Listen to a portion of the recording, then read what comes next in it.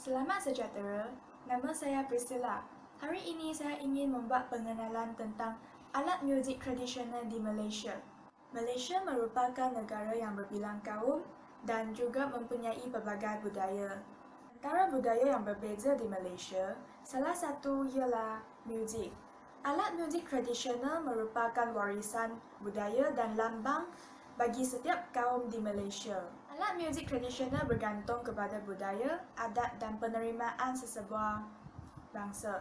Dan setiap bangsa mempunyai ciri-ciri alat muzik yang tertentu. Alat muzik seperti gong dan seruling ialah alat muzik tradisional kaum Melayu. Gong merupakan sejenis alat muzik idiofon yang berasal dari Asia Selatan dan Asia Tenggara. Gong merupakan alatan penting yang berperanan sebagai bunyi tulang belakang dalam ensemble persembahan muzik gamelan. Seruling merupakan sebuah alat muzik dari famili alat tiup kayu atau woodwind. Ia ialah sebuah alat aerofon atau alat tiup tanpa rig yang mengeluarkan bunyi daripada aliran udara yang merentasi lubang. Tambura dan dolak merupakan alat muzik tradisional kaum India. Tambura selalunya dimainkan di dalam persembahan. Badannya berbentuk separuh bulat yang diperbuat daripada kayu nangka dipanggil sebagai kudam. Sebatang leher yang panjang yang dipanggil sebagai dandi disambungkan kepada kudam. Dolak dimain dengan menggunakan tangan dan mudah dipukul oleh pemainnya.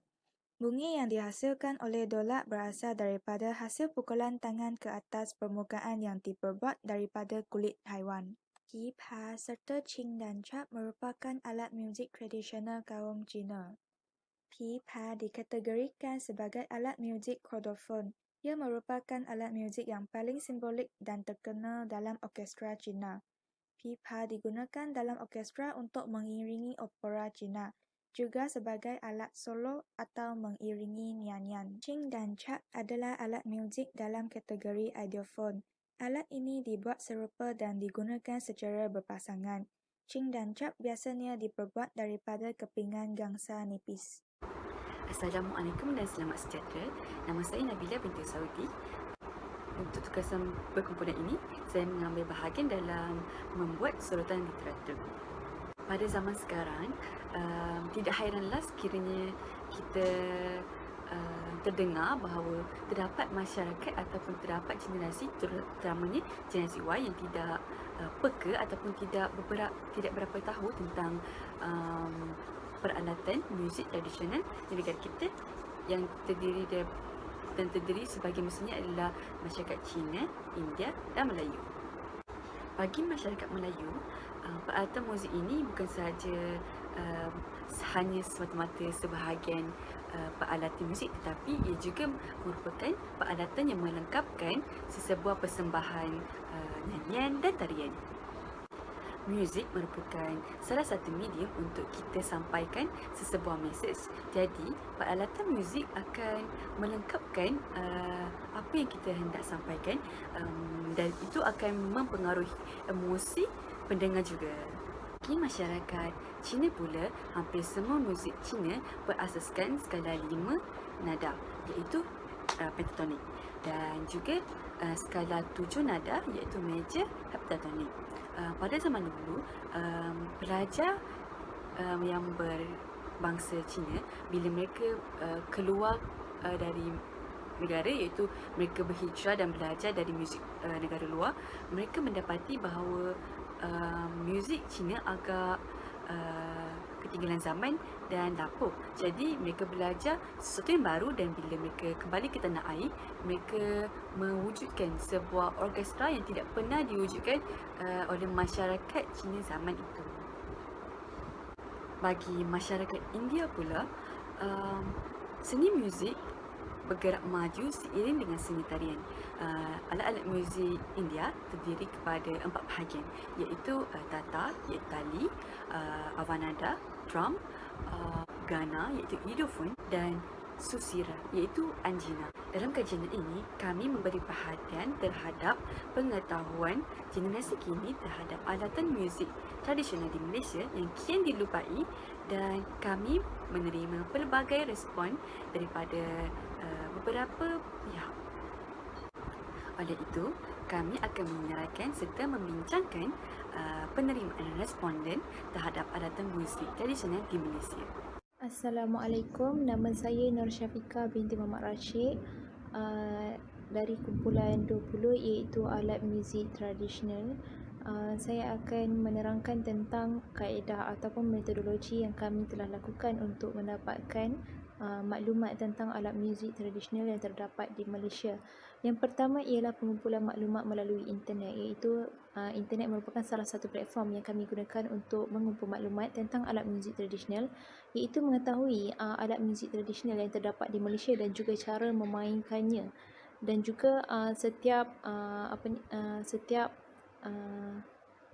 alat muzik tradisional yang berbilang kaum yang terdapat di Malaysia. Yang kedua ialah menemu bual pemain alat muzik tradisional, iaitu kami telah menemu bual pemain alat muzik tradisional untuk mengetahui jenis-jenis alat muzik tradisional yang terdapat di Malaysia dan juga cara yang betul untuk memainkannya. Dan yang ketiga iaitu kami telah melawati kelab alat muzik tradisional.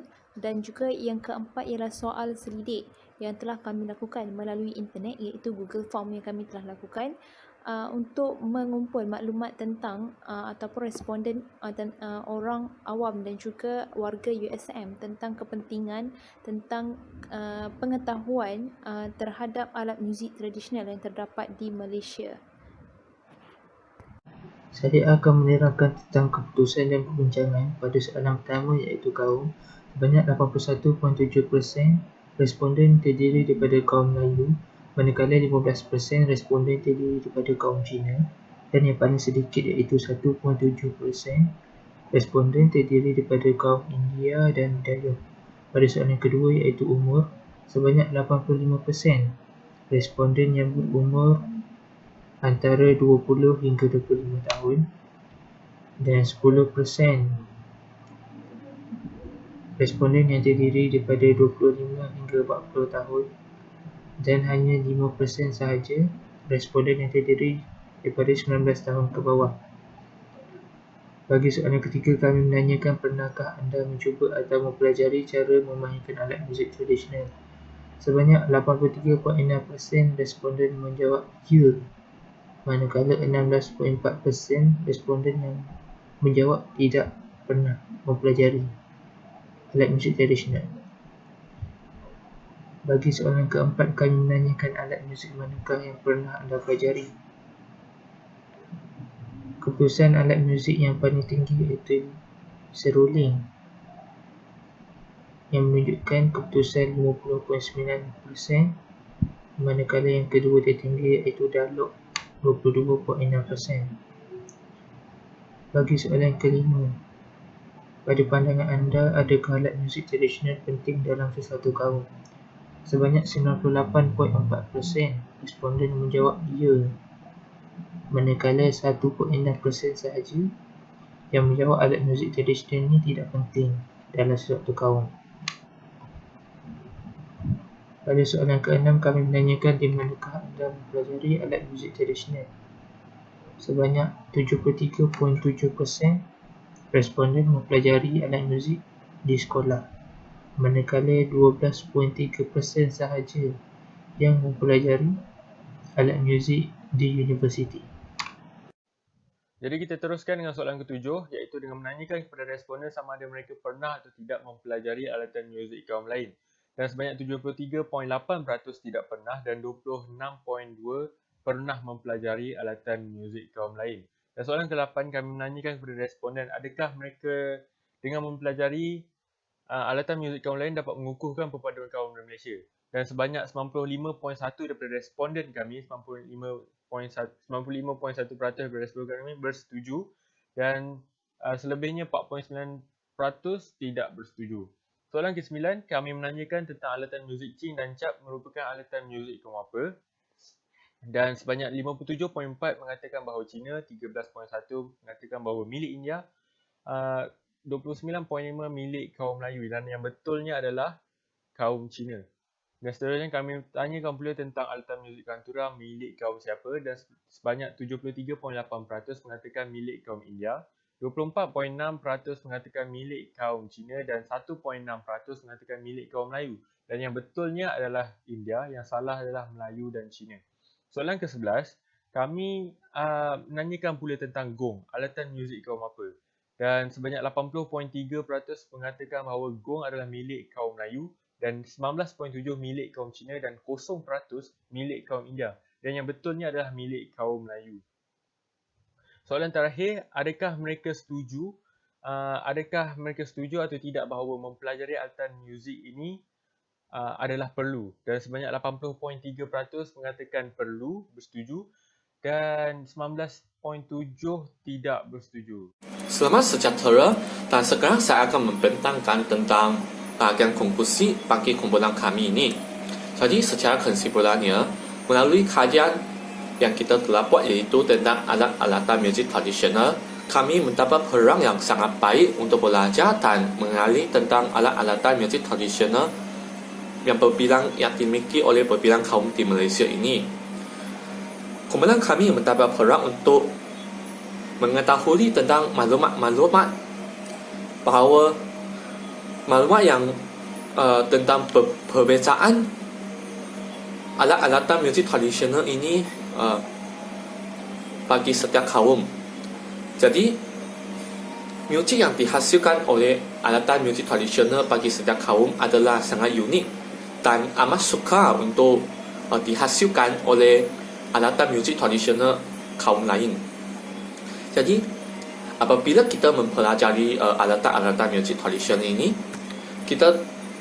dapat membantu kita memupuk satu hobi yang bermanfaat dan bermakna kepada diri sendiri. Dan dengan mempunyai kebudayaan yang berbilang kaum ini adalah satu benda masyarakat Malaysia kita ini harus berbangga, sebab kita bolehlah membawa kebudayaan ini kepada luar negara bagi mereka mengenai bahawa Malaysia ini mempunyai kebudayaan dan kesenian yang agak banyak, dan ini juga boleh meningkatkan imej negara kita.